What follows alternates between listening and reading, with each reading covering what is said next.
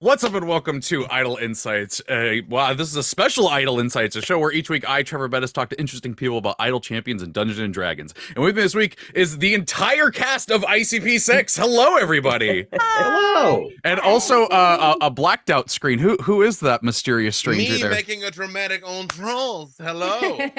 That's it. Hello. Yeah. Well, who are each of you lovely people? If somehow people watching this do not know. Hello and thank you for joining us from the year 2018. It is I, B-Dave Walters. I was blessed to be your humble dungeon master for this wonderful story and these wonderful human beings. Oh, okay. Hi, I'm Alicia Marie. I guess it's my turn. All right, everybody. I'm Alicia Marie, and I'm a costume artist. I'm an actor, and I play Thellora on Fatebreaker. And she's a character available in Idle Champions of the Forgotten Realms, and I absolutely love her. So I was excited to play her for this campaign. Yeah. Hi everyone, I am Gina Darling. Streamer, actor, TTRPG enthusiast, and I played Jang Sao, your druid wizard that was painting the cosmos. Hello, everyone. I'm Mark Meer. I do voices in video games, and also I play a lot of RPGs. I played this one. It was fun. Hello, everybody. I'm Meagan Kenreck, and I play Widdle, who has been a bit of a legacy with Idle Champions. She is in the game, and she is from Heroes of the Vale, and she makes pacts with people to get out of bad situations. It's going to be fine. And I'm also a contract graphic designer for Wizards of the Coast. And that's me. Hi everyone, I'm Noura Ibrahim. I am a TTRPG professional nerd and actor. And I play Nahara, who is originally from Black Dice Society.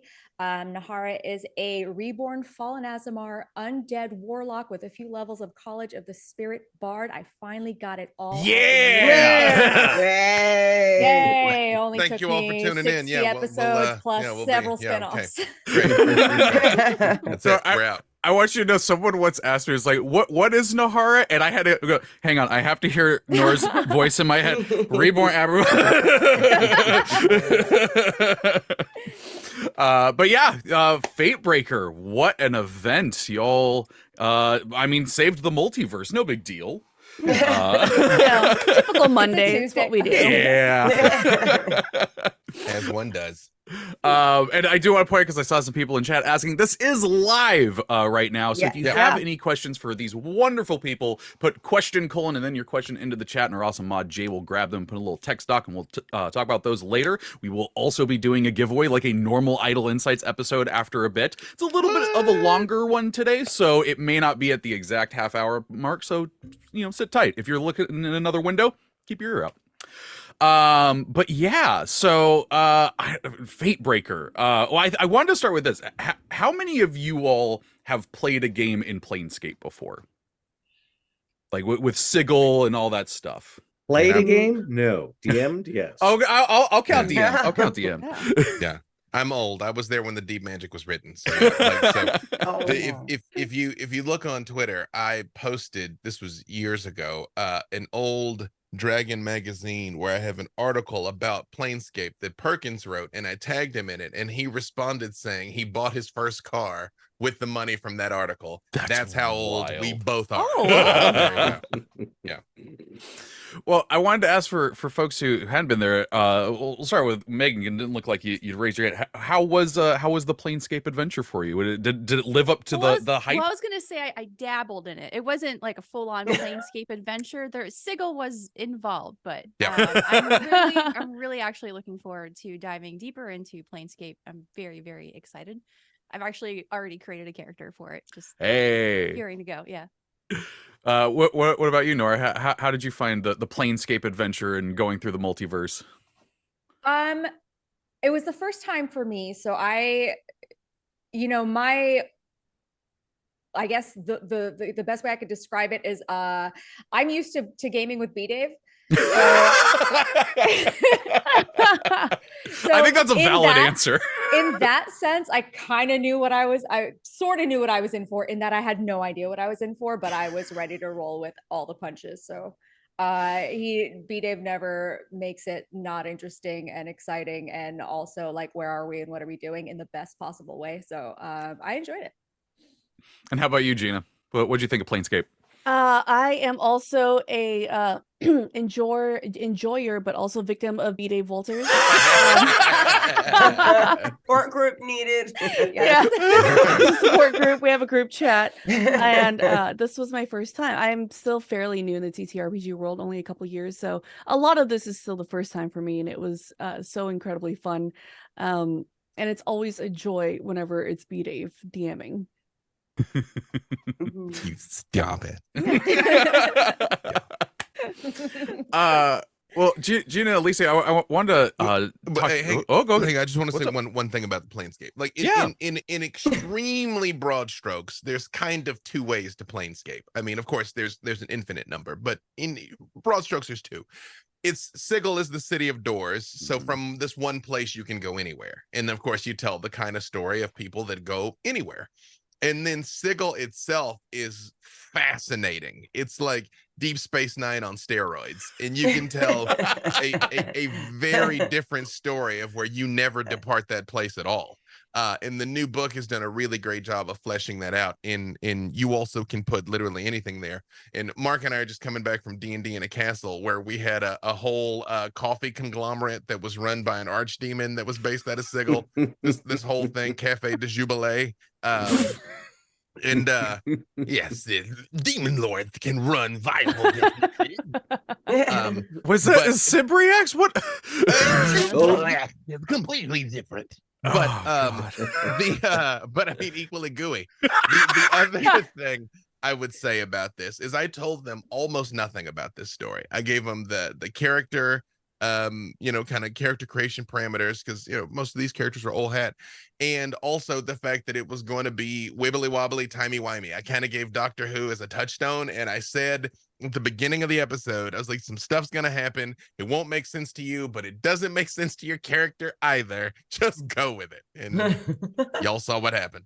Mm-hmm. Yeah. Oh, one more Planescape thing. Now, even though I had in the past run this as a campaign setting and whatnot, it was B-Dave who schooled me because I had been pronouncing the name of the city Sigil for years and years, but it is Sigil apparently. It's Sigil. It is Sigil, Yep. and I'm so adamant about it being Sigil because I hate that it's Sigil, because words mean things, and the word sigil existed, and there you can get sigils in Sigil, and I'm like, no. Yeah. And no. Yes. Like, we know it's technically GIF, but I'm never going to pronounce it. Never. Right? Ever. Want to do that? Like, That's I right. want You're saying GIF. it in a way that starts a fight.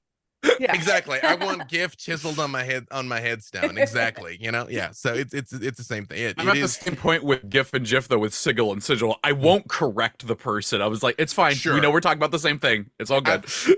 I've been told there's official stuff that has come out as a part of this re-release that says Sigil, and maybe they just gave up because it wasn't worth fighting. But you know who's not gonna give up and will keep fighting? Me. Because I hate it, because it shouldn't be Sigil, but it is. Yeah. I heavily relate to that. I had the same. I said Sigil for the longest time. I loved running games there. I heard someone say Sigil once. I'm like, no, that's not how it is. And then I heard Chris Perkins say it, and I went, well, crap. I guess it really is potato. Right?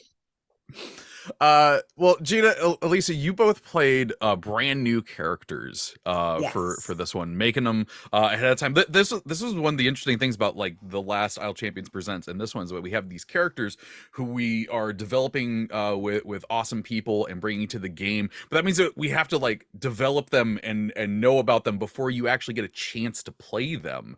Yeah. How was it playing these characters for the first time after talking about them for so long with the Isle Champions team? Well, I mean, okay, so for me, I will say that, I mean, anytime you join a crew or a group of people that are already established, it's going to be a little bit of, at the beginning, a little bit awkward because it's like meeting new people. In reality, they're going to have those moments that are sort of awkward. But After that, I mean, it was really fun because I get to play a character that I really love. Thellora is someone that I worked on her for so long, and her backstory and her little tiny familiar and the things that are important to her. So I mean, I had a great time being able to bring her to life and meet Nahara, who's a character I've read about for a long time, and Uriah and Widdle. I know different incarnations of Widdle because I know Squiddle. I don't know Riddle. Yep, Riddle. The whole Iddle family. Yes, the Iddle family. Riddle. Yeah, so it was good to be back in the fray with everyone. And Jang Sao, I had no idea what to expect with Jang, so it was comforting to know coming into this game that there was someone else who was also like the noob. Yeah. Yeah. I think out of this whole entire cast, Mark is the only one that I haven't played with yet. Right? Noura, we've played before, have we? I don't think so. No? Oh, okay. So I Mark think it and was our Noura. first, yeah. But I have played with B Dave and Alicia and Meagan, which was, okay, I want to be honest with you. I went into this completely blind because when B Dave calls, I answer. I asked no Don't questions. we all? Yeah. I asked no questions, and then I didn't realize how elaborate this whole entire process was going to be of creating a character. And once I realized, I was like, oh, I get to do whatever I want. This is great, because for the most part, I just come up with it in my head and I have my sheet. But this was a whole new level of bringing a character to life. And my character Jang Sao means a lot to me because it's dedicated to a good friend of mine that passed away, and the whole team at Idol Champions really took that and really put a lot of love and heart into it. I'm so grateful for that, and they really did her justice, and I'm absolutely in love with Jang Sao. And meeting every other character was so much fun. Meagan, of course, is one of her idols, which I will always love, and it's always so much fun. Noura came in looking like a queen and looked incredible, and Mark is just so I've said this time and time, multiple times throughout this whole season, watching Mark work is just spectacular, switching between characters. And Alicia is just always so much fun to play with. I mean, we play games off camera all the time, and it's so much fun, and seeing her character being these strong badass characters like that is very much Alicia. I love that. So the two of you were like some of the first character design meetings I got to be in, and it was so cool because I knew the premise for this was okay, bring in the wild. We're going into the multiverse and all this stuff. There are no rules on this. Do whatever you want. And both of you not only read the assignment, you aced it. Just coming in with these incredible characters that are so unique for the game and for D&D in general. I think that is an important thing to point out, that it wasn't just creating characters for a stream, it was creating characters for a video game. Yeah. Which is like a 6-month process. Yeah. A lot goes into it. Yeah. Yeah. 9 months. Oh, 9 months. 9 months. Yeah. That's how long it's been. Oh my God. What has been this year? This is one of my bucket list items, to be able to create a video game character. So thank you so much to Idol Champions for helping me, knock something off my bucket list. That is one of the things that I will just never get tired of seeing for folks, is that moment of I have a character in a video game. And there's I've got to see some people have that realization on Idle Insights, where it's oh wait, that's what happened. And seeing when they start sending us the little videos of them moving and using their weapons, you're like, oh my God, my baby lives. Oh my God. When I told my family that I'm going to be a character in this video game, they're like, oh, that's cool. Da, da, da. I'm like, Sedge is a character in the video game. They're like, what? What? That is still one of my favorite things ever, is that is a little familiar Sedge in there.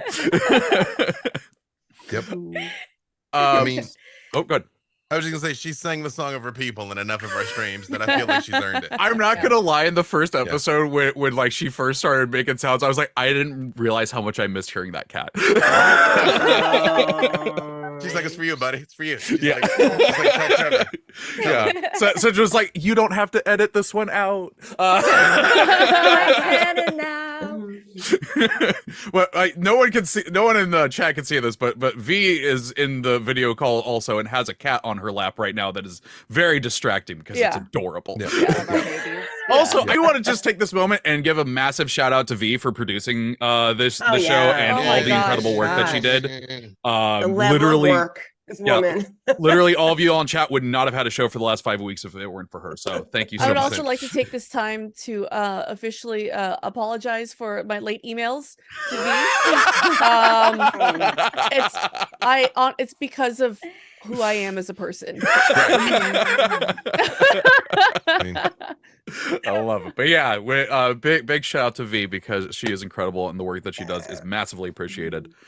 Wrangling us and our repeated questions over and over again. Oh yeah.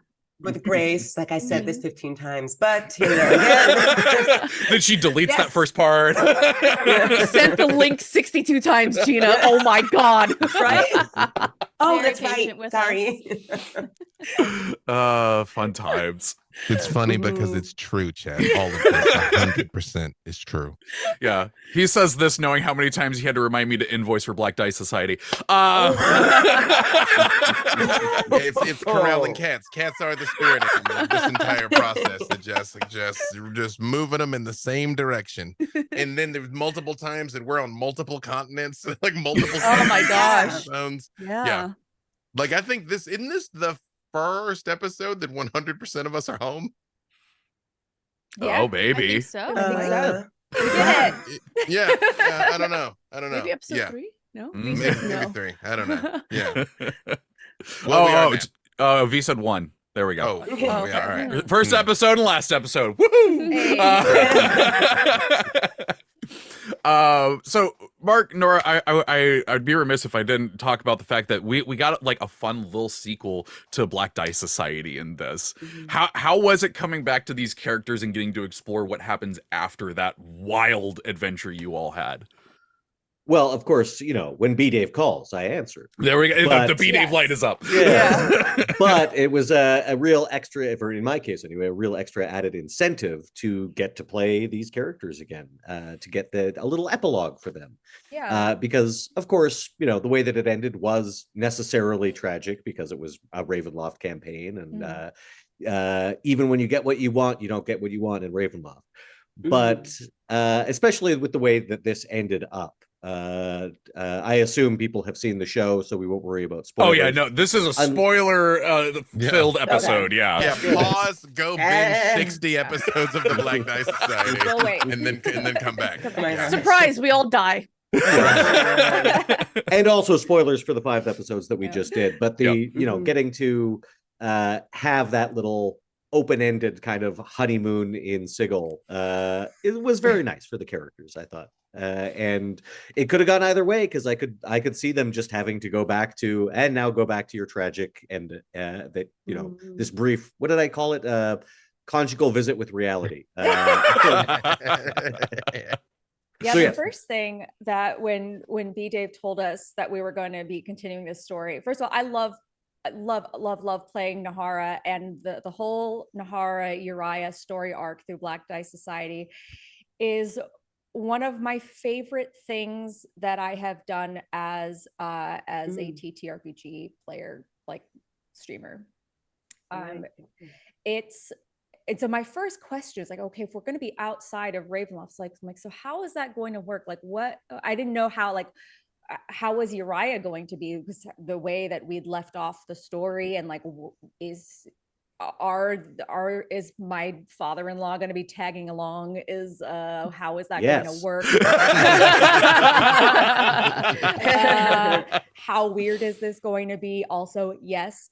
Very. Yeah, I love their story. I love the complications in the relationship. I love that they are two characters that are absolutely like committed to each other, and also like trying to navigate like a really, really messed up and strange situation. So it was nice for them to get a little bit of happiness in the storyline, which after that ending. So yeah, anytime I'm able to come in and play Nahara, like I'm always gonna say yes. Yeah. It really was kind of the couple sequel to like adventure stories that I've always wanted, because like like the couple always gets together at the end of the story and everything. I'm like, well, I want to see them go on an adventure together now. And Mark, you left off Black Dice Society with just a single word: Beard Quest. And we got to see it. I think we have closed that time loop now. Causality has prevailed, and yes, so I think we have seen Beard Quest, but maybe there's future Beard Quest adventures. Who can say? Beard Quest 2: The Reckoning. That's true. Yeah. Electric Boogaloo. Electric Beardaloo. Right. I do remember when this started getting talked about, that you were going to come back and play Uriah. I did tell Beat I'm like, you have to get Beard Quest in here somehow. Like, I don't know what you that is your thing, but like, come on, we got to do it. That is true. He did say that. That actually happened. Yeah. Because we started talking about this like 9 months ago. Yeah. So that is one of the first notes I got from Treavor is you have to do Beard Quest. And I'm like, I'm completely aware, but yes, thank you. I'm gonna make it work. I'm gonna make it work. Meagan, you had an ending with Asmodeus. Do you have any idea what you want to happen with that character? Or are you leaving it open? Can I just say one thing before I give this to Meagan? Why I did it the way I did it. I love Meagan so much, and I've been working hard to actively corrupt the character of Widdle. I gave Widdle the Book of Vile Darkness. I gave Widdle success. Yeah, pacts with the devil. And what I was trying to avoid was to have Asmodeus be like, here's the deal, and have Widdle be like, yeah, nah. And it's like, well, I guess everybody gets a happy ending and Widdle goes to hell. that was the sole rationale. Okay, yeah, that makes a lot of sense, because I was a little worried about that. I was like, I guess I go back to Ravenloft and be miserable for the rest of time. But yeah, now she's got the God of the Nine Hells as her companion and Ravenloft, I guess, which is gonna make things a little bit more interesting. I think that both Widdle and me as a person is very much tempted into like bargaining with evil characters. It's just fun for me. I'm chaotic, and that comes out a lot in my characters. I tend to gravitate towards just kind of off the wall personalities. I think everyone has kind of picked up on that by now. I so desperately these days I'll make a serious character. I so desperately want to play a game where Meagan and I both play Kender siblings. Yes. Oh my god. Already yes. Already. Gotta yes. save something for the sequel. There it is. You know what I mean? Yeah. You just say the date and I'll be there. Yeah. Yeah, because Widdle's background is in Kryn. So there's some commonalities between her and your Kender from Legends. Foxy, yeah. Yeah, so Widdle is really excited about the next adventure with Asmodeus.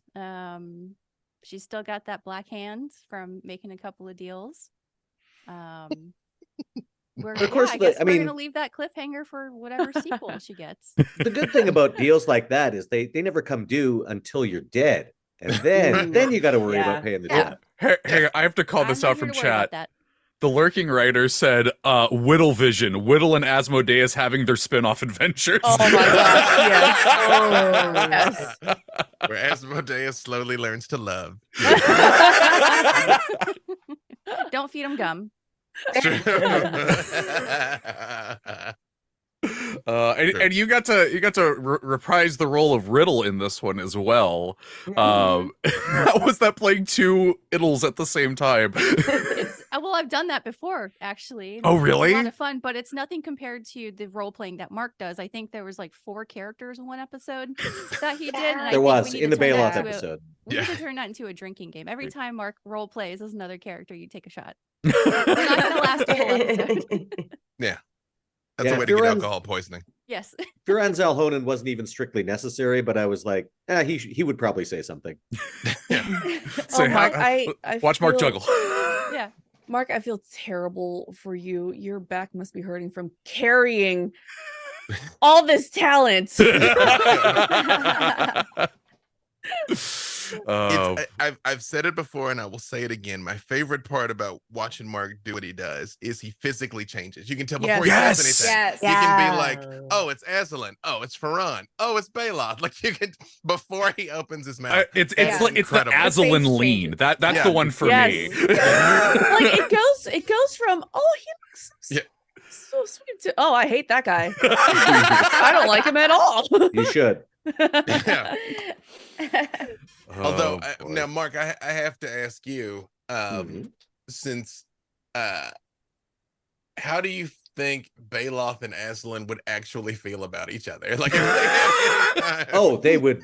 Well, let's see. Baloth would probably be trying to suck up to Aslan because he's like at least has some notoriety, he's somewhat famous. Aslan would despise everything that Baloth is about. Like, they're diametrically opposed. Like, well, not quite diametrically opposed, but it's lawful evil versus chaotic evil. And Baloth's whole hedonistic lifestyle and showmanship and all it would all be they would just stick in Aslan's craw right from the get-go. Just imagine Baloth already planning out the poster for Aslan showing up in the black pits, like as they're talking. It's sort of like asking, like how would Palpatine get along with the Joker? Probably, both evil, but they probably would not vibe. They would not They would vibe. kill each other. Wait a minute, Palpatine that's a versus series.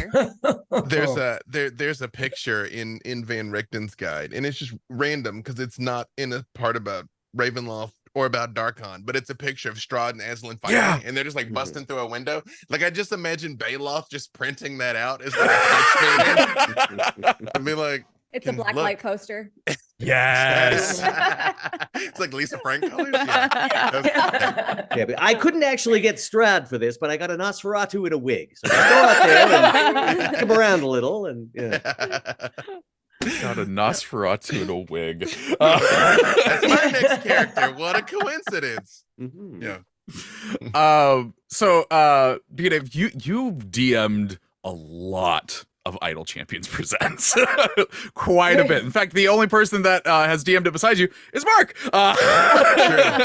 Oh wait, no, Aaron did do a one shot for Idle Champions Presents, so she was also in there. Yeah. But I wanted to ask, like, what do you look forward to when you're ramping up to one of these? Like what is it that gets you excited about getting back behind the screen? Only all of it. So here's what's wild. It really is like a lot longer planning than you would think, because it's got to dovetail with some stuff with the video game. So we start thinking way out front about what it wants to be, and then that starts taking shape, and then we kind of like whittle it down. But to the thing that you see eventually. I think for me, it's the vibe of them have been so different, like all the way back to, and I know I'm gonna get it wrong if I try and name them all in order, but Fool's Errand was just that. It was silly, and there was red pandas, and wearing bell-bottom jeans and things like that. And then Trials of Mount Tiamat was this like really hard kind of a meat grindery sort of thing, all the way up to the last second, where I found a way to make beating Tiamat heartbreaking rather than joyous, and I'm like, good. I want you to know there's nothing I cannot take from you. And then I don't know, it was joyous right at the end when Baloth delivered that power word kill. No, Baloth had a great day that day. That is true. Baloth had a great time. Everyone with a conscience had a bad day. And then both Fury of the Black Rose and Hunger of the Far Realms and Fury of the Black Rose, both of those were pretty dark, and dealt with some dark stuff. And so then going into this one, knowing we wanted to tell a lighter hearted story with at least 3 characters that do not have a lighthearted background, I was like, that's already kind of going to be a bit of an interesting juxtaposition. Because obviously, Widdle like freely was a refugee of like 4 or 5 different streams. So a lot had happened to Widdle, but the last time we saw her, she's a Dark Lord, and being a Dark Lord is a fundamentally sad thing, because again, Ravenloft is a prison. But what was interesting is all 3 of them entered that prison willingly. And that's what I knew I wanted to build off of. All 3 of them took that burden so someone else didn't have to. And so I was like, that's kind of our window into this. In terms of just actually making it funny, I knew that wouldn't be difficult. All I had to do is turn on the camera and these people would do it. But setting it up in a way that being funny made sense, because all through the Black Dice Society, I mean, obviously we did 60 episodes. Everybody kind of found their stride, and we had lighthearted moments. Zombie nuggets. But early, toe muffins. Toe muffins. but early in the show, I had to like repeatedly pound like, this is not the That's What She Said show. This is not that. This is not that. Because horror is about tension. That's what tension is. And humor exists to diffuse tension. That's what humor's for. So when you're trying to crank that valve and then somebody's like, you know, you're like, well, I kind of lost that moment now. Great. That's awesome. That's awesome. So being able to kind of let this one, even though I know this was very chaotic in some of the pace at times, and that was intentional to a point, but then it's like, well, some realization needs to kind of kick in. Basically letting everybody have the room to be silly, or room to be serious, or room to be scared, or room to be brave, however they saw fit. I think that was probably the most welcome change in this one. That's a long answer. No, that was a great answer. Yeah. One of the things I do want to bring up in this, though, is that something that I caught early on. Because of Widdle and oh my gosh, Uriah and Nahara, like those are two different Ravenlofts that they came from, and like you kind of noted that, and I think that might be the first like real mention in an Idle Champions Presents of like multiverse things, of there being two separate universes for stuff. Well, I mean, yeah, you're right. I've gotten to do this 6 times, which is like 35 episodes worth of content. And one of the things that I do intentionally is these characters all come from other shows. I mean, Jang Sao and Thellora are some of the first new characters, although we've had a couple others. For the most part, all of them showed up, fully formed from somewhere else. Yeah. And I tried to tell the stories in such a way that it could be canonical to their table. Obviously I can't control what story somebody else is going to tell, but I tried to make it in such a way that it's like, I don't know, I wasn't going to have Widdle murder Averin and say she never loved him or something, and then immediately have to bounce back into another stream with a different thing. So I try to make it all sync up, but because of the way that our story with those characters dealing with Strahd and Mecha Strahd and dropping him off of a flying castle, which was dope, in the way our characters dealt with Strahd, I mean, the joy of telling stories in Ravenloft is things that are terrible storytelling in any other method and so lazy in any other story work fine in Ravenloft. Like, you went to sleep one place, you woke up somewhere else. Sucks, like the myths roll in and now you're here, like doesn't matter why. But since we'd kind of established in our story that they had beaten Strahd, in that there was a power vacuum, and we had another story where Strahd was beaten and Widdle had willingly entered that vacuum, I kind of had to put it like, in the system of dirty bubbles that is Ravenloft. It's a different dirty bubble. I think you did a really good job at weaving all the stories together, because you do have 3 lords on this cast who all have experience in Ravenloft, and because we are coming from a different multiverse, you made it look very easy by bringing all these characters together and making it make sense. So bravo. Yeah. And it dovetailed perfectly into the fact that, like, oh wait, these characters are like, wait, there's a multiverse, and then they're in Sigil, right? Yeah. So it's just like, oh yeah, and this is, by the way, this is the waypoint for all of these dimensions, and It's and like the every meme other with the plane. Spider-Man all pointing at each other. How did I not see you there? Been there for 1,000 years. Yeah, I mean, that's the thing that I do really love about this. I've talked about this on so many Idle Insights when I'm talking with cast for Idle Champions Presents, is just the way that will happen with B-Dave and even Mark, like weaving stuff together in with these characters. And I know so many of the cast of these shows have taken those stories onward with them. I mean, like during Hunger of the Farum, I loved Tanya being in the chat and being like, I'm taking notes for Rivals. Like, Yep. I mean, Freely still got his Warduke action figure, like canonically. Like he sleeps hugging it. But so I will say the only time it has ever even remotely been an obstacle was in Hunger of the Far Realms, which if you haven't seen it, you should go watch because it was incredible and the cast was incredible. I knew it was going to end with somebody having to jump on a grenade. I'm being vague in case they haven't seen it. And I was like, one of you was going to have to jump on this grenade, but two of you are on a stream that is actively running right now. So I must say it's not those two. And what's funny is Eugenio and Brian were both kind of upset because they would have. You know what I mean? Like them as players and the characters of Virgil and Kent would have. But to preserve that, like, you know, continuity, or at least the ability to preserve that continuity, I kind of couldn't let them. So, yeah. Well, and I'm not gonna say who was the jumped on the grenade, but I loved the next charity game you did with that character. You referenced that and brought them back. I just that's always so much fun. I did, because I was like, let me tee you up for the next thing. There you go. Oh, surprise! Look at that! Look at who's back. Okay. So this next part of the show was suggested by Meagan earlier before we started, and I love the idea of it. So I'm going to open the floor now to all y'all to ask anyone in here some questions. So who wants to start? I have a question for Thellora.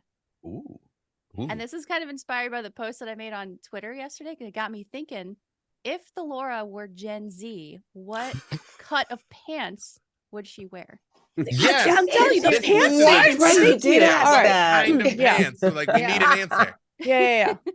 People are obsessed with, like, so just to give you an idea, like when I got this opportunity with Idol Champions, and I got the first business meeting where I sat down to talk about what kind of character, I was like, I want to bring to life like a character that, like, my childhood, like, I love horses and I love unicorns, and I mean, what little girl doesn't, you know what I mean? And I was like, a centaur, I'm a Sagittarius. I was like, it's perfect. And I mean, they were like, well, let me see what we can do. And they came back a week later and they're like, all systems go, do the thing. But what's funny about centaurs, when I started doing more research into them, is how much this pants thing is part of that. Yeah. I was like, what is happening here? Lately, We all have yes. questions. Yeah. No, I mean, we all like, need to know. but you have the chance to speak authoritatively on it now. yes, I do. And I'm gonna tell you guys why. Because I did take equine science in college, because I was animal science before I moved into That's fantastic. brain science. So I did equine science my freshman year in college, and there was the artificial insemination. Oh, I didn't God. get in that do it, but I had to sit in class and watch it happen. Oh.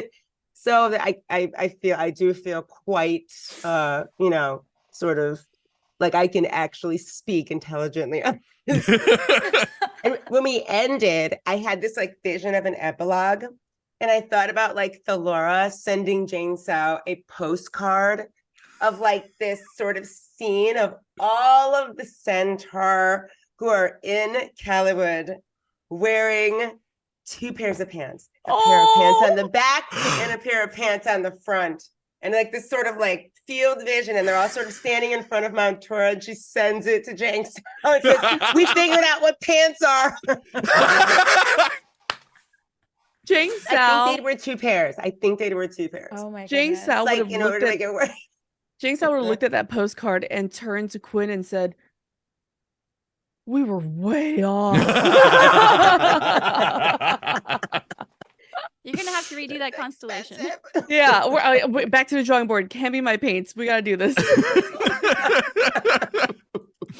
Oh my God! And now B Dave sharing things in the Zoom chat. Yep, there. Yeah. Okay, Oh, it'd be yep, 2 and yep. 3. It'd be like a 2 and 3 thing. So it's an expensive Wait, if it's Yeah. Just like a three, doesn't that midriff make it showing? 4? Yeah. Oh yeah, see, I was thinking. So for folks that in the chat that can't see this, number one is it's just the bottom half of the horse part, like the Yeah. front and back legs. Number Yep. 2 is the whole back end of the horse. Number 3 is just the front of the horse with it coming up Yep. to the dude waist. And then Yep. number 4, whole horse is covered. It's just like down. all pant with a dude on top. So, but you're saying, Oops, all pants. Alicia, Oops, all pants. it would be number 4, like the whole pants, but like a midriff showing? That's what I'm saying. Yes. So it's like the pair of pants in the front. So the pair of pants in the front is really, if you think about it, just for aesthetics, because we're really covering. Yeah. It's The like back part the is the costume you put pants. on your dog on Halloween, Yeah. where it's just the Yeah. front paws. Yes. Yes. Right. Yeah. Mhm. I'm not There the you go. expert here, but I'm putting my money on 2. But the expert has said it is 4 with like but now I'm imagining 4 the whole bottom horse, but it's like split in the middle. And remember when Aaliyah used to do the high rise Yeah. yeah, right, yeah, Mhm, yeah, mhm. yeah, that's Yeah. it. Yeah, No. so it's Yeah, like so a it'd be like- hootshot Like, 4. no. Combo of Yeah. 2 and 3 then, Yeah, with Yeah. the little Yeah, strip in the because it's middle. this- Yeah. yeah, Yeah, with a little okay. And strip now in with the the middle. strip in the middle, I just imagine you with a belly ring. Yeah, literally, know? yeah, See, Like a in now butterfly. we're starting. Now we're in a cooking. But does Yeah. that mean that centaurs have 2 belly buttons? They got one- Well, yeah, Those maybe. horses have Well, belly buttons. Yeah, Do right. horses Well, have- Yeah. but I mean, but it's a single creature though, so I feel like it'd have one or the other though. Like you're still Yeah, anchored to your, I think your it is mom. one. You've The opened feet up a would be the whole human other part. can. That's So true. would it be like the bottom belly button or the human belly button? You know, like which The one human belly button. prioritizes? So you think the got it. human belly button? Yeah. I mean, But it's also got like human stomach and also horse stomach, right? Yeah, Pretty because much. you got a Right. whole 2 sets of rib cages going on Yeah. now. I mean, Yeah. the more I've you think never about thought this, so it- much it- about this. I've in my never entire been life. more It's- happy in an it's- Idle Insights episode it than I am right starts- now. it starts to fall apart though, because You've you're got like, how 2 do they even sets. give birth? Like, I mean, like this whole Yeah. thing just runs into an iceberg, God. like right out of the gate. Yeah, They're like beholders. They People dream them would into have existence. they just dream of it in existence, yeah, yeah. Like the I- intestine then if from it the was human like- part would have to connect to the horse part if Yeah. if you're giving birth, right? Like for Yeah. every Let's half make human, it half more horse. complicated. They And lay then if you had eggs. if you had centaur, like if you had a centaur Pegasus, where would the wings come out of? Would it come out of the up shoulder blades or from down? I'm so Noura, I'm so excited. I'm so happy you said that because I also wanted to do new chaos. I'm like, okay, we've now solved pants. What about kilts?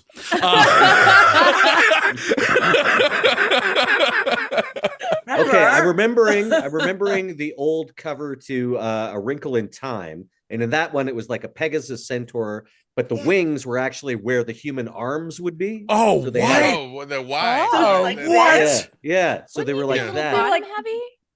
Yeah, Those no. would have to be some Fuel. pretty big wings. I know So, they, like, how do they they were big wings. How would they Oh look my like? god! I just Like, googled this. This is disturbing. Also, I'm I'm not gonna Taking a gonna, wrinkle I'm in afraid time, to yeah. Google it. I'm gonna say that a kilt would work like a stable blanket, just for the record. Just That's like a See It's it? You true. know, It's that's reasonable. That's Right, reasonable. yeah.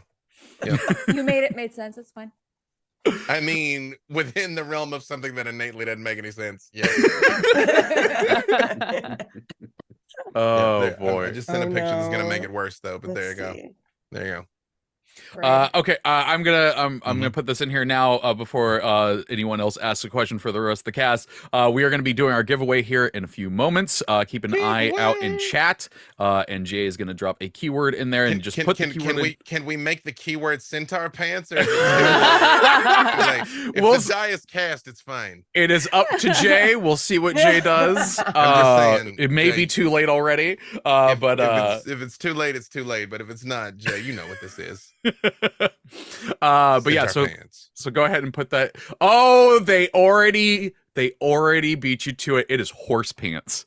You know, Amazing. They did that already ahead of time. Amazing. So don't do it yet, Yep. chat. Wait for Jay to put it the announcement in there, and then you can be entered for a chance to win. There it is. Entered for a chance to win 42 chests of your choice, excluding Bahamut chests. You could get chests for any of the characters that were in Fatebreaker, and load them up with a bunch of really good equipment. So good luck on that.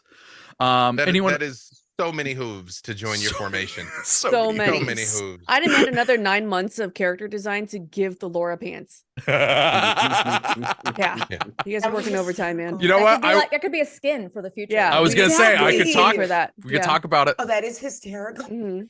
You I'm could- thinking Skinny bell bottoms. jeans. Skinny I'm thinking jeans. sparkly bell bottoms. I mean, so bell bottoms flare exist leg. in Idle Flares. Champions because Freely has bell bottoms in one Yep. of his costumes. So I'm like, Yeah. it is possible. Yeah. Mhm. I love I mean, it. also now that we've Mm. established like there could be 2 different kinds of pants involved.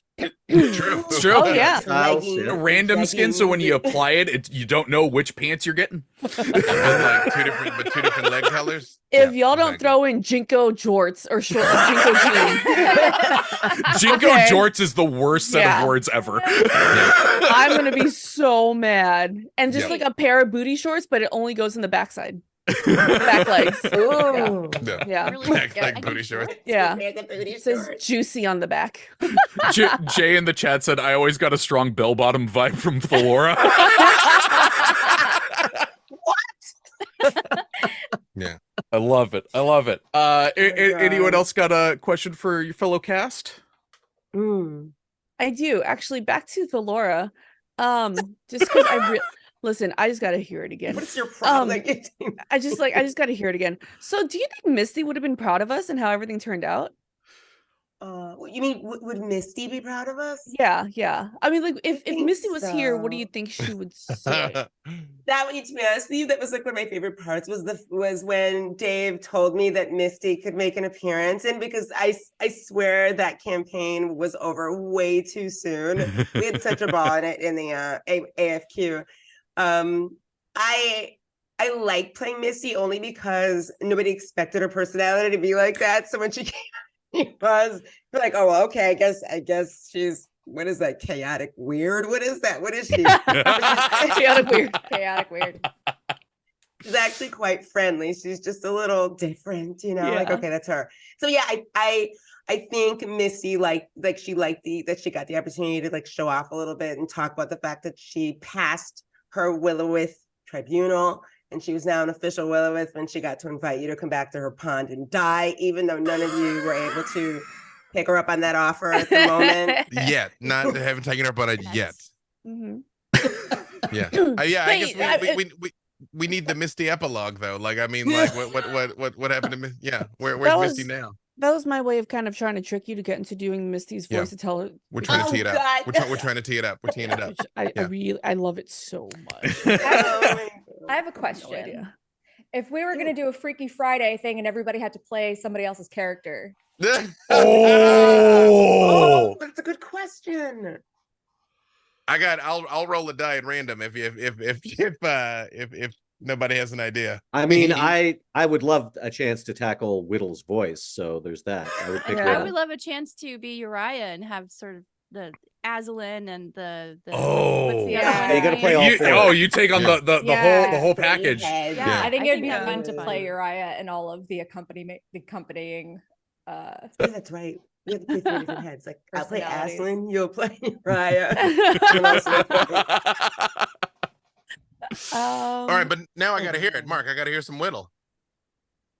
Well, it's actually not too different from the voice that I do on my vampire streams. So, It's actually- It is it's not too bad. Like Max and Widdle got a lot. Good. Yeah, they I'm got. like they got a lot in common. Natasha Leone after Yeah, a little bit. 200 You know years what? of Well, smoking a little cigarettes. bit of Natasha Yeah. Leon and a little bit of Dr. Girlfriend from Dr. Adventure Girlfriend, Brothers. for Yeah. sure. Or Dr. Mrs. the Monarch, as she is now known. Feel like you're about to solve some crimes or commit some. I'm not sure. Could be. Porque no los dos. Yeah. I think I would love. Anyhow, if anybody's got any, infernal deals going, Asmodeus or whatnot, I haven't made no deal with Orcus or with Juiblex. He's got a coffee concern now. So We have to tap those resources. We're running out of gods. I think I would play Nahara just so I can get a try at those cards. Oh, we got a right. viewer question about those. Okay. Yeah, because Burn that deck. it doesn't make Hell no. sense, man. Is it the cards? Is it her? I don't know. I got to figure it out. I got to try it out for myself. But I you know know, what? me But then I'm too. still gonna take Widdle's accent because that would be so fun. All right, the cards say, "Ah, you screwed." Well Let me see done. here. Let me see Thank you all what for- this deck says for you. It's not looking so good. I'm not gonna lie, it's not looking good Not for you. gonna lie, I just put a Myrmidon. I don't know what this is. I've never seen this card before in my life. That seems like a you problem. It seems like a you. Oops, all Widdle. Oops, all Widdle. All The Widdle. next I'm next sure Isle Champions. somebody in the Whittleverse would have like a Taroga deck. Mhm. Yeah, I mean, it's been Oops, all established Widdles. that there's lots of. I would like to claim Middle as my name. He's like the Widdle who's The middle male, child. but also mid. He's just mid. Widdle. I'm It's thinking fine, middle you child know. that everyone ignores. You know, Middle child. It's fitty. It's like even Steven, you know. We could do like a riddle home for the a Widdle home for the holidays edition where we all play a member of your family. I want to be Oh, Biddle, your so grandmother, funny. little bitty. Oh, Widdle, is that you, darling? Oh, you look great. Yeah. We're done with Idle Insights. This is the rest of the show. Yeah. This is the Widdle show now. Okay, wait, hold on. Wait. You guys. She just drew the Myrmidon, right? Yeah. Yes. The meaning of that, I was about to say something that I couldn't say. God. It means great heroes. Really? What? That's Burn wild. that deck. I don't care that was. I will really never intimate. burn this deck. Oh Burn my it. god. That is a hail no. No, it's too much. I was crazy. like, let me just check Let me out of just- curiosity. Yeah. Just not right. Something about those cards. You know, just not right. I- Not yeah. natural. That's Uh, there's something going on there. Yep. They've been right 100% of the The time. triumph of an underdog over a mighty enemy. Yeah, like a wizard Wow. who can control time. Yeah, great, Wow. cool, Wow. cool, great. Hey, you got time in there And it's too? time in there. Wow. I've Yep. literally never seen that card before in my life. That's wild. Yeah, burn it. No. Any other questions between cast before we go to the next one? I have one. Oh, do you have one, Mark? Go ahead. Yeah, I guess. Yes, I will. I'll actually ask Noura if this is what you foresaw. Like you sort of asked, could we maybe make our final decision a little later, Raven Queen? Do you foresee them staying in Sigil as long as they possibly can, or do they eventually return to Darkon? I can see them going on a little side quest to see if there is now that they have been introduced to some other gods in this mix, that maybe there's a way that people in Darkon can still keep on existing, and maybe they could go have a happy life somewhere. But I wanted to leave it open-ended because maybe we do another one of these seasons. I can't give the audience all the answers right away. You gotta save something for the sequel. You know. I do want to drop in real quick that Todd Kenreck is now in the chat, and I just want to say, Yeah, I know that Todd, guy. the Widdle episode is Avon having to go meet Widdle's family. we just cast the family like we got Middle, well, we got Widdle. The interesting thing about that is I guess Widdle would be the mother-in-law because she raised Sophias and Avon is married to Sophias. Can I be the redneck cousin Fiddle? Oh my god! Oh my god!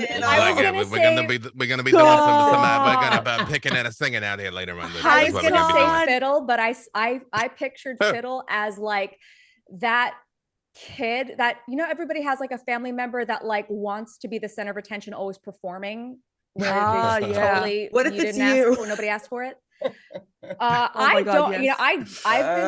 I've been a singer my whole life. I've never sat there and just like sang for my family. Like they had to pay for tickets. They had to come show up to the event. I wasn't that kid, but I thought like if there was a Fiddle to be that annoying bard in the family that always turns everything into a musical. Bard. Mm-hmm. I love it. Maybe the and I episode's want a like the musical. most giant bugbear, the most humongous or one of the biggest characters ever, and his name is Little. It has to be. Love it. I think we need an uncle named Griddle. He's a really good cook. Yeah. Uncle Griddle. There we go. Uncle Griddle. Yeah. Oh, I think that can be Torvin, which is another character that Todd plays. I think it's, or is it Vordred? I was getting too confused. Widdle wants Vordred so hard. I think that he could be the kiss the cook. Obo Lauren says, "Can I play Yiddle, the Jewish cousin?" Yes. Oh my god. Yes. Yes. Funny. Oh my god. Yes, please. This is fantastic. Yeah. Okay, so what? I think Alicia and Mark both have questions. I think. Oh yes. We're coordinating Mark, via did you- chat. Okay. I have ADHD, so I had the question. I get you. But wait a second. It's like, where were we again? It's Okay, when you last another question. When you hear me typing, that's me taking notes because I'll think of 3 more things I want to say. Yep. Yeah, that's what I probably should have done that. I'll ask this question. It's really kind of, but whatever. It's not as good as the question I had in my head, but it went somewhere. If you could think of like a single like logo for your character, like what would it be? Like, what would a logo for your character look like? Like a shooting star. Yeah. And, and a little crescent moon next to it. Very like magical girl style. Heck yeah. I Just hear think Sailor mine- Moon playing softly in the background. Yeah, exactly. I think mine would kind of be like a mandala with like a kind of star in the center, but like wings on the side. Ooh. That fits. That definitely Yeah. fits. Especially with cards. I actually really liked I don't even have to make it up because Idle Champions artists did it for me. Uriah's shield in his Heralds of Dust costume is like a really cool combination of the Ezra symbol and a raven head. So it's sort of like blending, the Raven Queen with her aspect as Ezra. So yeah, I'd probably use that one. Okay, well, you know what? I changed my answer. Hey, I like the shooting star of the moon. Yeah, but Idle You like that, Champions. yeah. Idle did do an incredible job with my character, so mine would be the lantern opened up with stars spilling out. Yeah. Oh, that's perfect. Yeah. Oh, that's cute. I love that. Oh, and then like just a small, just ever so slight silgar, a golden silgar. Widdle would have to be the goggles, obviously. Where there would be like bangs and 2 top buns, but then you'd see like 2 fangs with 1 drop of blood coming out from underneath the bangs. Hell yeah. I love that. That's the graphic designer. It's like, I yeah, got this. that was a good one. I love it. What about Thellora? It would be like a powerful looking, just like a horse. What, a pair of pants? No. Pants. 2 pairs of pants. Centaurs are more than just pants. Guys, I swear, the things that you see on the internet when you start Googling centaurs, you don't. Oh yeah, that's not. Don't do don't that. do that. Yeah. Don't do that. But So- I didn't hear your answer. I'm sorry, Thellora. I interrupted you. What was it? Okay, it would literally be just like a powerful sort of horseshoe stamp with like maybe like fire either surrounding it or like a fire sort of a symbol and like flame in the middle, and that's all.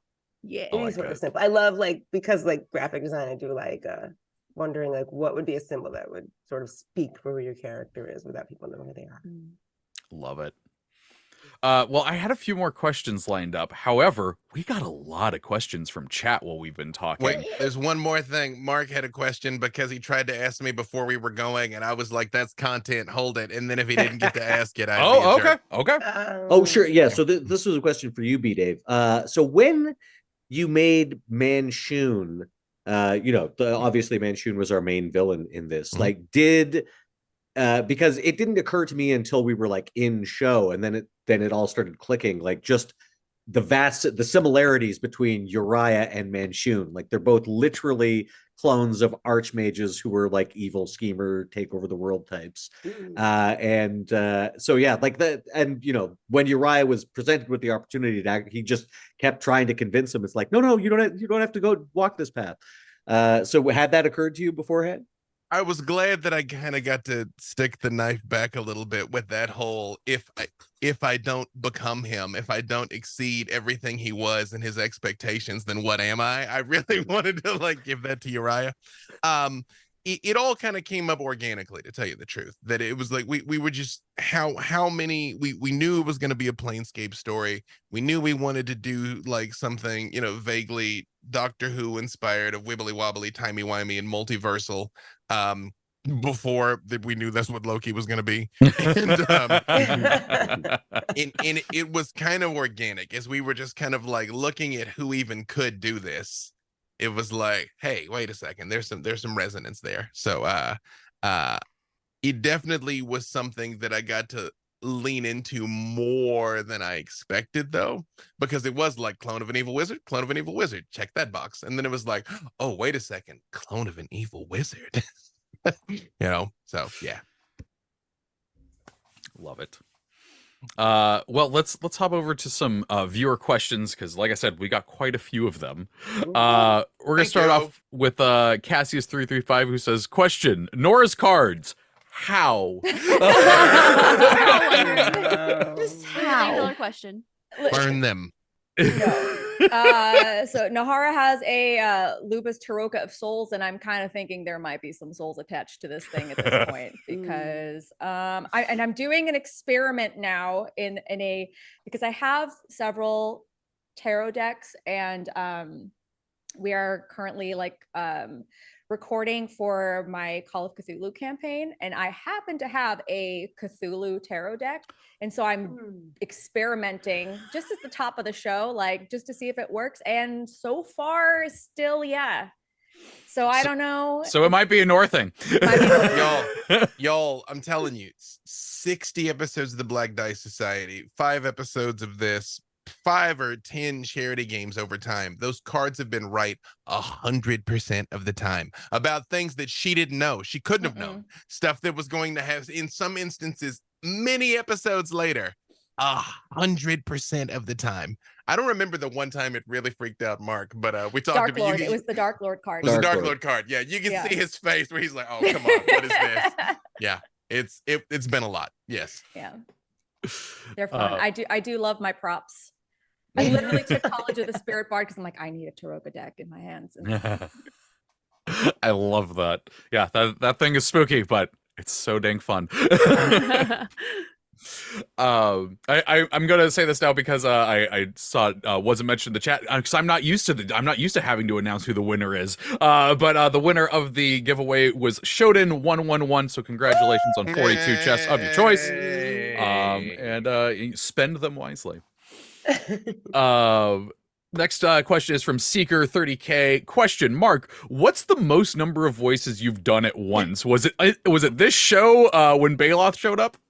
Or have you done more in a given game? Well, given that I am a dungeon master, it's dozens sometimes. I've done, an entire bar room of people, or but my question is, do you have them talking to each other? Because that's really the thing for me.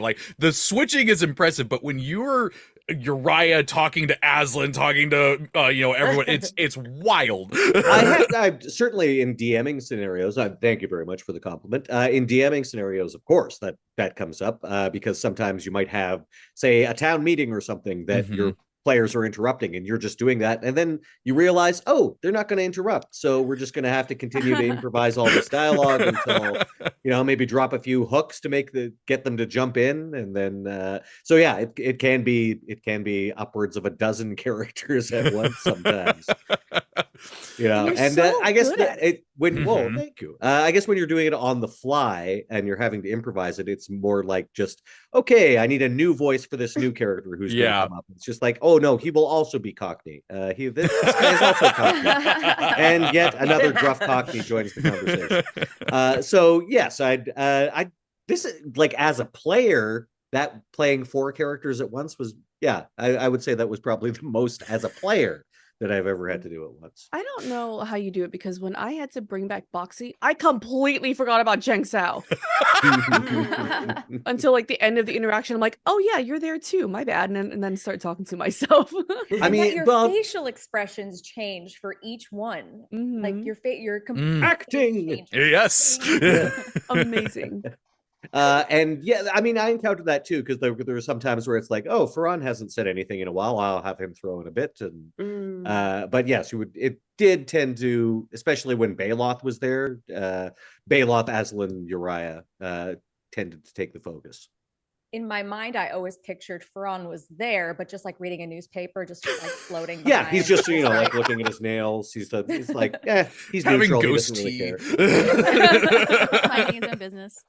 I am glad that I did sort of get to express his thing of he's not a terribly altruistic sort. So he's like, I'm not really happy with the way things worked out. I don't, I usually ask, what's in it for me? And as it turns out, nothing was in this for me. So, Next question is it's another one from Secret 30K, but this one I love that Jay grabbed this because it doesn't have the question colon at the beginning. It just says, "Is anyone who's ever played with B Dave not a victim of him?" Dave's like level 100. Everyone level up. Yeah. Nope, not at all. Not at all. Eden was my very first DM ever, which made me fall in love with D&D. And from that point on, I've not known a day of peace. I need you to know from the bottom of my heart, I am not sorry. I'm not sorry for any of this. None of this. You all knew what the this Xanathar has haunted me throughout many campaigns. I was so happy to see the Xanathar pop up again, Yes. just Oh, for God, you. yes. Like, oh my god, Just I to love see your him face so light much. up when yes, that is you finally got Solgar. You Finally. Yeah. So let me tell you all something. So just to insert all the way back to invitation to party days when Gina didn't know anything about the the Xanathar, the implications or anything. She's like, I want to steal the fish, and I was like, you shouldn't have. And she's like, but I want to steal the fish, and we never got a chance to do it. So for her birthday last year, I commissioned a piece of art of 2 of her characters stealing Silgar. Oh my gosh. And the Xanathar chasing them with tears coming out of his eyes. Oh, So The finally got tears to in his actually eyes. yeah. It That's was like like Nikki the Dawes. best part. Nikki Dawes did it. But yeah, so to nice. finally being able to close the loop to actually steal Silgar. There you go. The lurking writer Energy. says, the almighty Xanathar has haunted you, Gina, considering all the events of Silgar. Are you sure it's not the other way around? Okay, well, maybe. If the almighty Xanathar were capable of being haunted or fear of regret or remorse, or in any way being inconvenienced by a mortal walking around on your pathetic meat sticks, it might be you, maybe. You know but my he's favorite. not. One of my favorite things about B Dave's Xanathar voice is the fact that Erin, who was the writer of Idle Champions before me, she and I both, without talking about it, both just write the Xanathar thinking of B Dave's voice.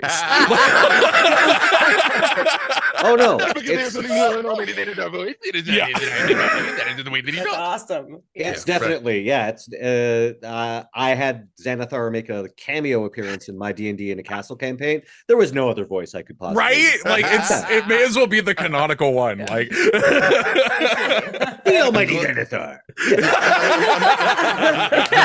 It's so good. I've been And the able first to. time I met the Xanathar on Invitation to Party, we had like a huge stage to work on. They gave him a rolling stool to sit on.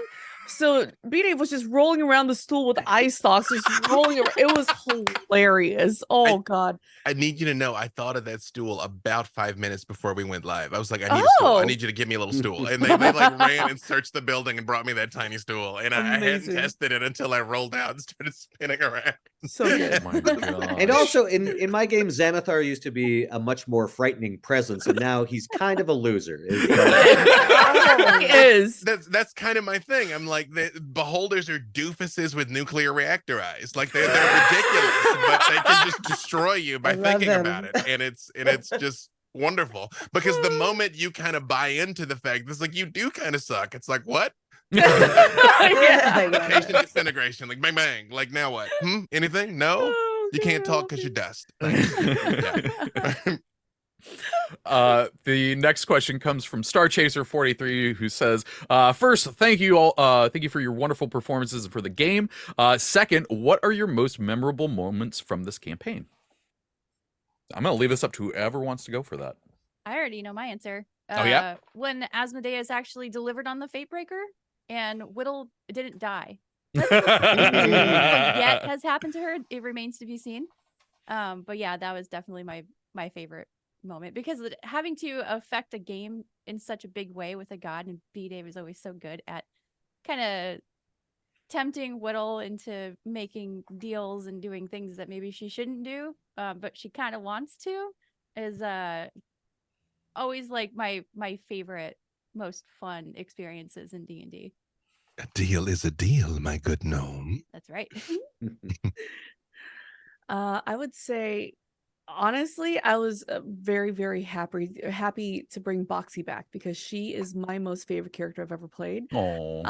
And the fun part about playing her is the moment I know that I'm about to play her, I'm frantically writing down rhymes on the side. and I write one for like every character, just in case I need to use them. So the song that she was singing right when you meet her, I was writing it on the fly there. And she's my favorite because she's just so much fun to play. Like, she's so ridiculous, and I love how she loves up on everyone. So I think that was probably my most favorite one. I'm very happy I got to play her again. So thank you to the audience for voting her back. You gave me a gift. Anyone else? I think other than like just anytime I get to use a magic item in the game, I really love getting to come back and play the Raven Queen. Anytime I get to come back and play the Raven Queen is always something I really, really enjoy. And you even got to pull one over on B-Day for that one. It's I like did. blessings. At first I was gonna ask him, and I was like, you know what? No, I'm just gonna do it. I'm just gonna do it. Put on the spot, and then see if he says no. But I wanted to do something where what would me playing the Raven Queen, how would I want to tie in their purpose in being the chosen party to carry out this task. And I liked the idea when I was thinking about it. I'm like, what am I going to do? I want to do something. And I wanted to tie in, like, what is the antithesis of, what's Manchun doing? Like, he wants to have the Fatebreaker for his own like selfish purposes. So like, what is your selfless reason for doing this? So I was genuinely like curious as to like what would each character, who would they want to fight for in this? So I was really happy to be able to have the chance to do that. So yeah, thanks again to everybody who voted. That's awesome. Mark's got his thinking face on. I got a couple of memorable moments. Several really. Like, we talked about the Manchun thing, like just the two clones getting to talk. That was fun. Definitely, from a character perspective, Uriah being able as himself to ask Nahara that question that he's asked her every night for who knows how long. They might have been in Ravenloft for a century ruling it. But like, did you stay of your own free will, and getting the answer, and then him knowing it's like, even if, when I'm fused back together, even if that guy doesn't remember, the piece of me that's me will remember, and he'll know. So that was nice. I did. And then just visually, that nice moment that B-Dave gave me in the Dark Sun universe, where you've just got an entire planet's worth of undead charging at Uriah. Right. And of course, thanks to Nahara, he had the holy symbol of Ravenkind. So I think they would have made it if they hadn't been at disadvantage. But just standing there and expending like every one of your turning charges, and they just run out, and then just covered in a mound of corpse dust. That was a nice image. I like that one. Imagine how that would have gone if it was like rah, and you're like back, and they're like save. Yeah. Let's see. Well, statistically, as you say, that's 20 crits. Lacey, what about you? You got a favorite moment? I don't have like an exact favorite moment. For me, it's just the fact that I got to play a character that I was really excited about, and I loved her so much. And also, I mean, I've played with Meagan before in a campaign, but I've never played in a campaign with Dave. I've never played in a campaign with Noura, Gina, Mark. We've only played like one-shots and charity events in the past. Even with Dave, as long as I've known Dave, it's only been like a one-shot, and those tend to be a different. One-shots versus campaign, they're two different types of things, just in general. Vibe, yeah. So it was fun to play like an extended sort of character development sort of thing. So for me, that's what this really was. So I love that. I have another answer. Oh, when V suddenly popped in with that dope voice. Voronika. I had no idea that was going to happen. So when she popped up, I was like, oh. She has the habit of making herself known unbeknownst to you. And it makes once me again, thank you, voters, for that. Thank you. Yeah, I agree. It makes me like instantly blush. Veronica has that effect on people. Yeah, That's true. So It's true. hot. That is the default, actually. So hot.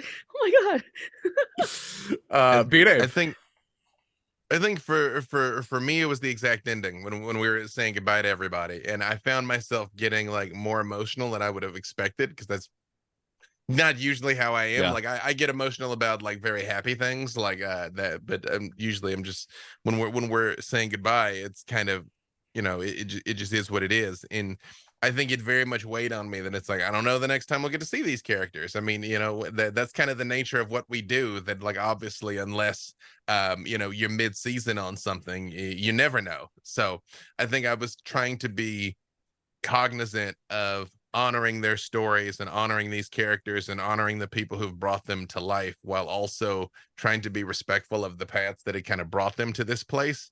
And I think we did it. I think we left everybody on a note that was worthy of them and worthy of you guys. So yeah, that was it for me. I think you absolutely nailed it. I have a third answer. When B Dave gave my character Jang Sao a chance to reunite with her friend Quinn, it almost, it hit very close to home. And I texted him afterwards. I'm like, thank you so much for bringing my friend back to me and giving me another chance with her. So you absolutely just knocked that out of the park. It was a very beautiful ending for everyone. That's such a sweet tribute. Yeah. Thank you. It got a little dusty when you were describing Quinn. I was how not important that character was. Oh my god, I was not expecting. Now that's 2 campaigns now that B Dave has made me cry. I need you to know, I'm not sorry. I'll do it again. I'll do it again. Like that goofy gif of I'll do it again. This question is pretty much specifically for B Dave. This is Kalaki Redbeard. How do you come up with the great choices for the people to choose as guests for the characters? Seeing all these amazing cameos was just great. So like are you involved when it comes to like deciding those? Is that people at Idle Champions? That's or a me answer, honestly. Oh, I mean, go for it, Vic. Feel free to. Feel free to use a Veronica voice. I'm just saying. I'm all ears. Veronica voice. A lot of it boils down to literally as we were wrapping up the last ICP was sitting down with a group of us and talking about, okay, which champions do you want to see come back? We look into the most popular champions, sort of spaces that we have going on. We very much liked having the 2 new champions coming in like we did with the last ICP. So that's where we knew 2 slots were going to be 2 new people. So tapping into different content creators we wanted to bring in. And then tapping into the content creators we know that we've worked with in the past for champions and seeing who we can bring in to feature their champions is really sort of the overscope without going into the weeds in terms of how we pick out all these champions. And it's a back and forth, it's considerations. We have long conversations about it. And once we're all in agreement, we lock and load, get ready, and I start outreach. Heck yeah. Again, you are amazing at what you do, and you do a great job at it. Mm-hmm. Thank you. Let's see. This is the lurking writer B Dave, Treavor, V, Mark. How do you feel about Noura's Taroka deck continuing its perfect run? It's terrifying and I love it. You already know what I think. Burn them. Completely. At this stage, I would be frightened if it wasn't accurate, because it's, right. It's just a constant of the universe for I me. never It's thought just- about that. Right? Yeah. Wow. That's more unsettling, honestly. That means there was a break in the multiverse. Mhm. Let's see. This is Dice 42 to everybody, but especially B Dave. Was there ever a vote that you were particularly excited or disappointed by the way the community vote went? If so, why? Y'all, okay. Here's how you can tell. I'm gonna make this real simple. You can tell I was disappointed when both show up. When I'm like, I'll give you what you asked for, but I'm gonna do what I want. There's a good moment in Fury of the Black Rose with that one. Yeah, there is. Yeah, that I was like, I know what you guys think, and I'm gonna honor what you think, but I'm also gonna do what I want. I think the one thing in this one, I really was back and forth about Raceland and Asmodeus. I was really back and forth. Because again, I know Gina has a background with Asmodeus, and anything that I know makes her happy, I always want to do. But being able, I definitely invite you to try, Doc. Yeah. But the being able to do Raceland for Fury of the Black Rose for geeks of my generation, Raceland's a big deal. So getting to play Raceland was a lot. And so on the one hand, I kind of wanted to do it again. And the reason why I just went with Asmodeus, because Asmodeus won the vote, and I didn't do Raceland, is just kind of like, well, I got to do it, so I didn't have to sort of shoehorn him in somehow. But yeah, in general, whenever you see both versions of a vote happen, that's when I was like, I just want to do this other thing. Yeah. I love it. I really like that Asmodeus came back, because there was that was a huge plot point for Widdle in Heroes of the Plains. She dropped a Trask on him, so she dropped the Trask on him. They were definitely beefing with each other. She was surprised to see him, that's for sure. I was also happy that people voted to have Riddle make a cameo appearance, because I really enjoyed playing that character. Yeah, and you got to go get a beaverage. Yeah. Yes. I love that you were like, I don't even know what a beaverage is. I want one. Beaverage. Yeah. And we got to double. I realized, though, thinking back to the Tarask dropping sequence, when I was describing everybody that was there, I don't think I described Penelope. I was running it through in my head. I don't think I said out loud a red-haired little halfling, but she was very much there. Obviously, you know what I mean. It's everybody was looking up at the Tarask and just didn't see her standing over there. Married freely, and they got married on, what was the floating city's name? Oh man, it's escaping me right now. Todd's still in chat, or is he still in chat? Like, Todd. Lauren says Storm Herald. Storm Herald. Yeah, Storm Herald. Yes, of course. I'm like, Lauren's here. She was there. Yeah. And then really cool moment. When adventuring across the multiverse in our castle. So yeah. I was happy with the votes. I mean, I got to bring back Boxy, like I said, and I remember that episode. I was terribly sick. And V was like, if you need to sit out, I'm like, no, Boxy's coming. I'm not sitting out. I will dip out right after Boxy if I have to, but I have to bring her back. That stage health. You were a dreamer, though. Thank you. I do hope that I will one day come back to do Esmeralda, because she's a fun one. Right, I know. I got Esmeralda. so confused. I was like, I've Oh, met yeah, that's before. right. Right. And then I was like, oh, chat had to remind me that was not the me that I was speaking. It was the me that was not there. That it's Yeah, and Bailoff was like, yes, I remember you. Of course I remember you. Gracious Mark just played this? along instead of being like, That is what Bailoff would have done, though. It is, yeah. It was like, oh yes, of course. So we met at the thing. The thing with the plays. You With the totally reception. already It was the signed reception, this yeah. contract, but sign it again just to. Yeah, double sign it. Yeah. Are they related? No, they're not even related, are they? Esmeralda and Nahara. They're both Ravenloft characters, but Esmeralda has been like a canon character in Ravenloft. I know particularly in the Esmeralda's Curse kick of my Strahd. ass. Yes. Oh right. Yeah, that was a fun. Okay. Yeah, she'd be fun to have back.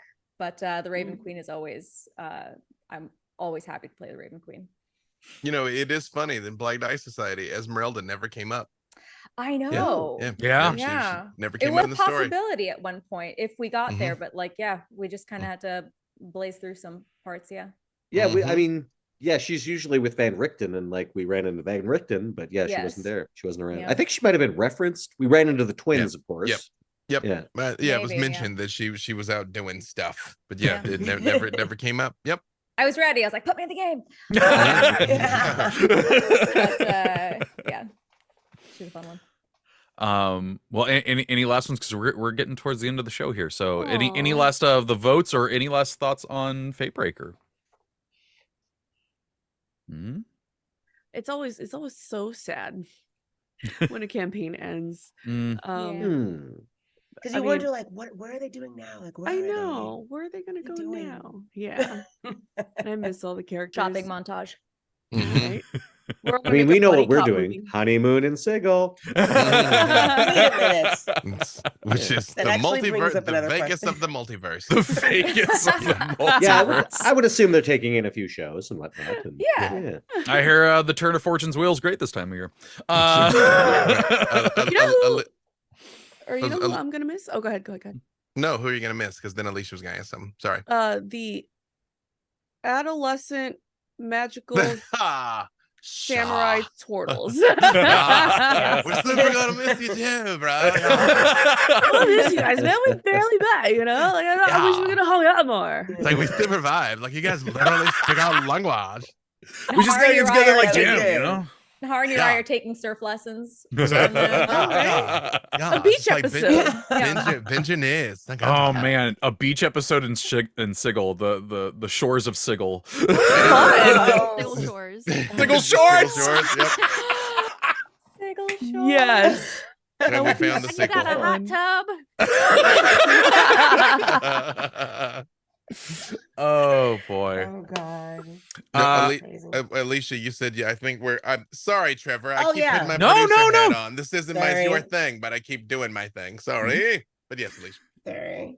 That's like, no, that's not you. It's my ADHD being a jerk.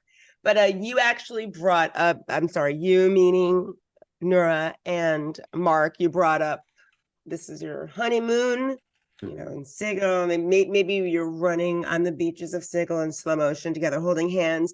Where are Aslan when you're having your honeymoon moments? Oh yeah, where are they? Where are they? I mean, technically, they're in the crown of crown's just in a Darkon. locker. Yeah, totally. Yeah. Put that, close that away.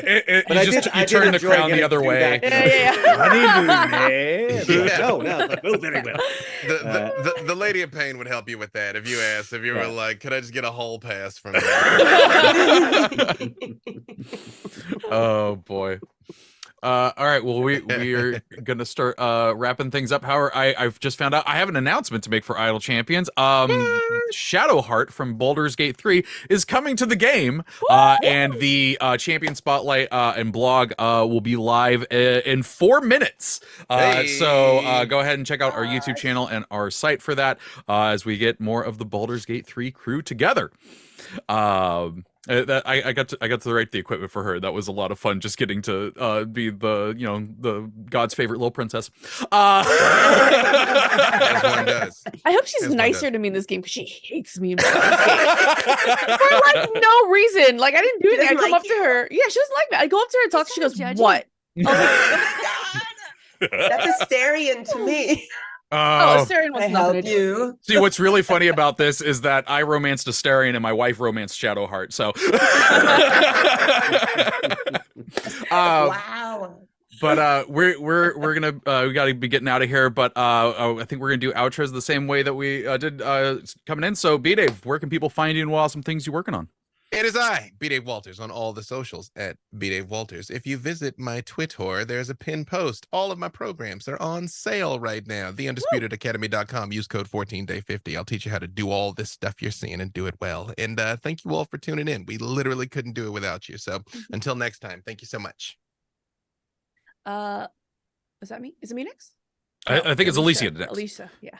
Oh, okay, sorry. Hi everybody, I'm Alicia Marie, and you can find me on socials at Alicia Marie Body. And like I said, I'm a costume artist, so I'm always making costumes. I just wrapped a big one up on Friday for a client. So I'm always making something. Sometimes I'm able to share them. Other times I'm living that NGA life, so I cannot.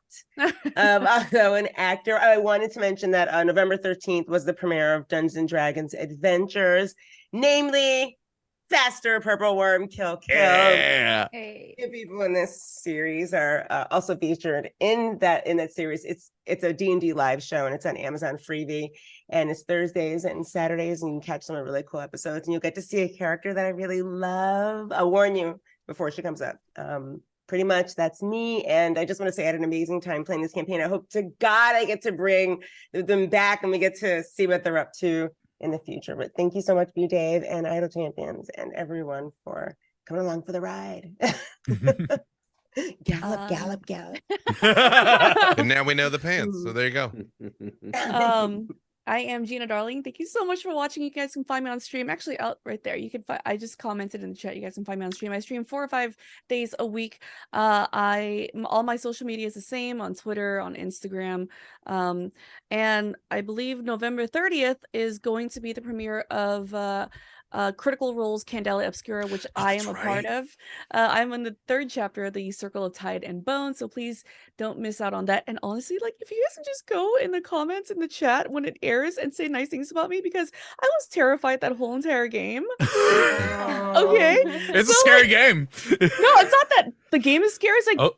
they are very, they are titans in the game. It was very intimidating to play with them, but they are such an incredible cast. But yes, please, if you guys have the time, come and join us and watch us, and then join my stream and hang out. And then thank you so much to Idol Champions for having me along on this crazy ride, and B-Dave for, you know, sending me along on this ride too. You guys are incredible.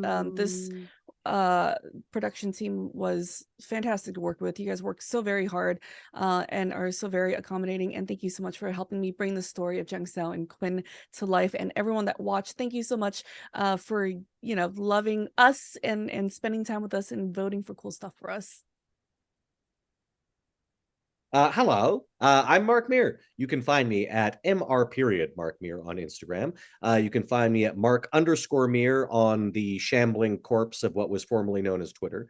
And keep an eye out for a sequel to Bookshops of Arkham, the hit Call of Cthulhu stream, called Graveyards of Arkham. That is written by my lovely wife, Belinda Cornish, and I am the keeper of arcane lore on that. So look forward to that, I believe, coming in the new year. Hello, everybody. I'm Meagan Kenreck, and I will actually be at PAX Unplugged. So if you see me walking the floor, please don't be shy. Say hello. You can find me on most social channels. I'm mainly on Twitter or X, whatever anyone is calling it these days. Nobody's calling it X. Screw It's that. Twitter. No, It's I'm Twitter. forever going to call it Twitter. Always Twitter. The same way that saying sigil causes me psychic damage. But I never huge shout out to B-Dave for being an amazing DM, and this was such a fun adventure getting to play in Planescape. And thank you to the whole production team and everybody who watched and everyone who voted. Hello, everyone. Once again, I have been Noura Ibrahim, your, I'm not even going to repeat the whole thing. I played Nahara. And as Mark mentioned, you could also catch me on Graveyards of Arkham. I'm looking forward to that so much. I had so much fun on set with that. And for those of you who watch the Glass Cannon Network, our Masks of Nyarlathotep campaign season 2 is going to be, we are in recording some of it now. You can that will be starting back up in January. And then I had the honor of being the gameplay coordinator for Faster Purple Worm Kill Kill, and I'm also in 3 of those episodes. Some of these are just like the most amazing, so much fun. Like, I can't wait for you to watch them, because they are some of the most fun characters I've gotten to play. They are so zany. So yeah, catch that on Amazon Freevee.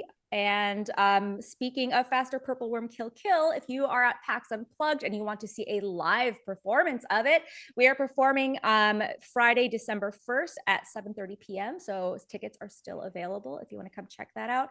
And lastly, thank you to everybody here that I see on this screen.